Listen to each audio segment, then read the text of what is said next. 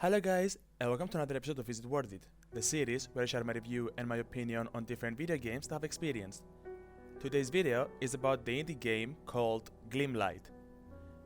This year I was blown away by an indie game called Hollow Knight, and whilst I'm in the wait for its sequel, Silksong, to be released, I try finding games that are similar to it or to its genre such as Muramasa and Blue Fire.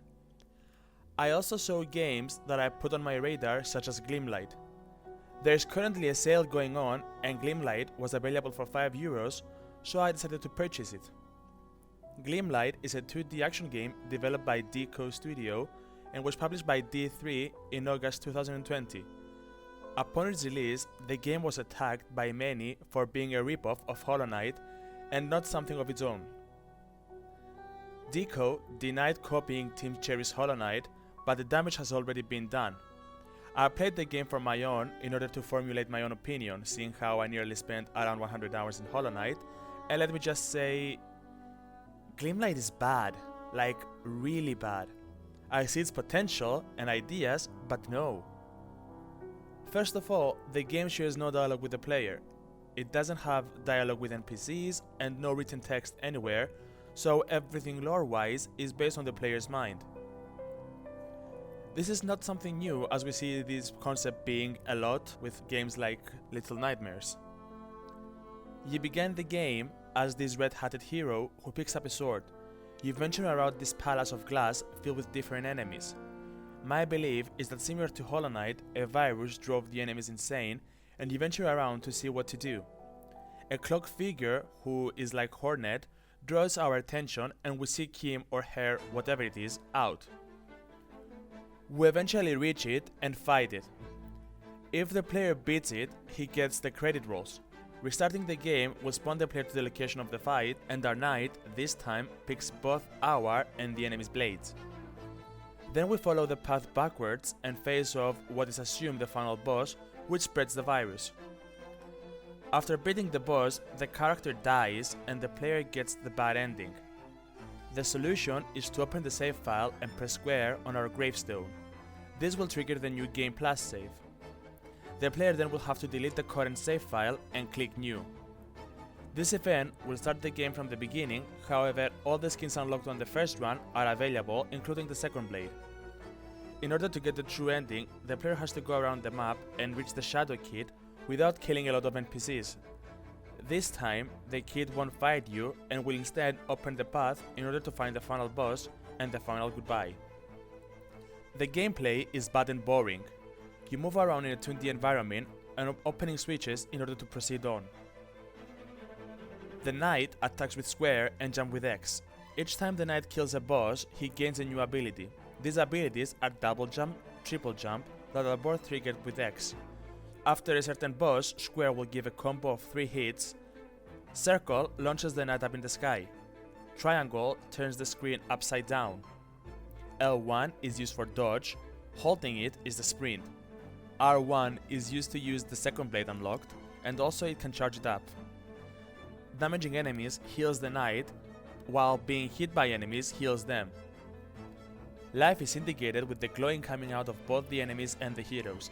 The brighter they are, the full they are.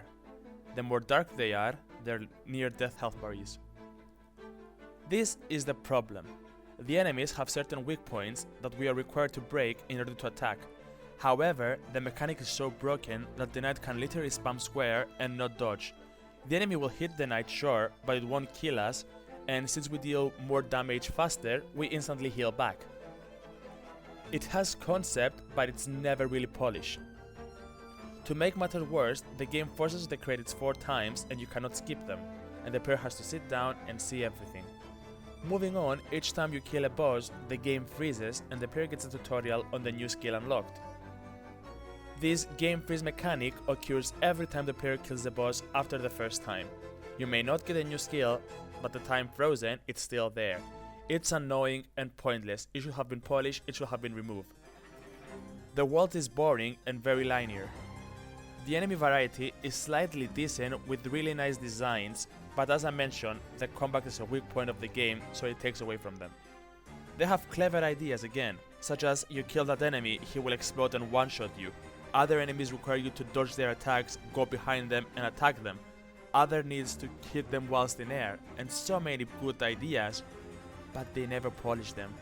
So it's really pointless for them even being there. You just spam X and you'll win. To give you another example, the enemies where I mentioned you have to hit them from behind. If you don't want to wait, if you can't dodge to go behind them, just spam the X button, and the moment they open to hit you, that's when you hit them 3 times and get 1 hit back. That's how pointless the dodge is. People implying that this game copied Hollow Knight really offends Hollow Knight as a game. The only good thing the game has for it is its music and its glass world. The enemy attacks are slow, with the exception of one boss. My last point is about the difficulty. I played the game in 4 hours, this implying having 3 playthroughs to get both the good ending and the bad ending, and the secret boss I missed during my good run. Also, one of these hours were me suiciding a total of 95 times in order to get the trophy Die 100 times. I kid you not, I count at least 89 times where I had to suicide manually, and I even let my character 30 minutes without playing so that he will die, but the enemies couldn't hit me, they were literally missing. When you play the game on a New Game Plus, all the one-shots don't do anything anymore, so the bomb enemies won't really one-shot you anymore.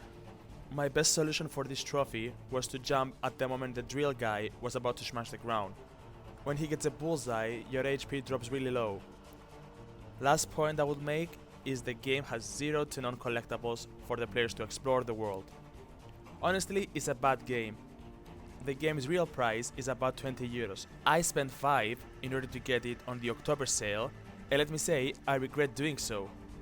I could have gone for a waffle or even bowling with my friends, but nope, I got that game. I hope you guys enjoyed the video. If you did, please leave a like and subscribe.